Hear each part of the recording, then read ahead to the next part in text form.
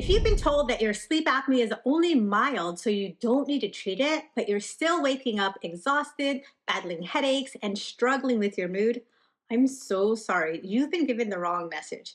Today, I'm going to tell you why mild obstructive sleep apnea is a major deal, especially for women.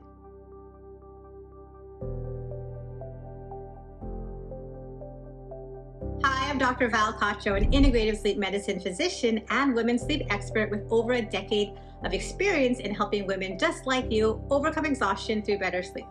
In the world of medicine, doctors often focus on things like morbidity and mortality, which basically means preventing death and chronic disease, which is really important. But as a sleep doctor, I care about something just as vital: your quality of life. Research shows that people with mild obstructive sleep apnea, who are more often women than men, suffer significantly more daily impairment than those severe cases we may see in textbooks. If your sleep is poor and your days are a struggle, mild is just a medical term, not a reflection of your reality. You deserve treatment. I know this because I lived it myself. I used to chalk up my morning headaches and constant fatigue to being a busy working mom. I was surviving on 3 cups of coffee just to make it through the end of the workday.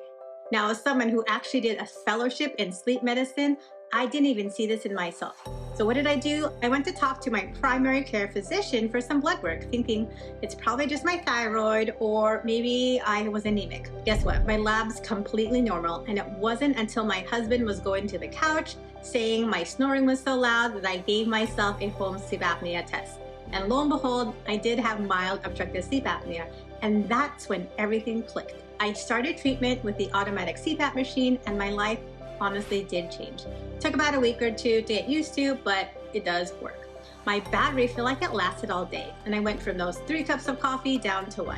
And I know this may sound super cliche, but the sky actually started to look bluer and the grass was greener because I was finally awake to see it. Now, as clinicians, we weren't properly trained in women's sleep. And since the symptoms and signs of sleep apnea can mimic other conditions, they often are dismissed as maybe you're just getting older, or the symptoms are often dismissed as just getting older or maybe going through perimenopause and menopause.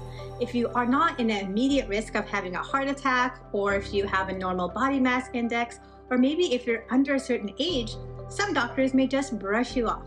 But mild OSA may cause frequent micro-arousals or small wake-ups that prevent you from getting rest and deep sleep.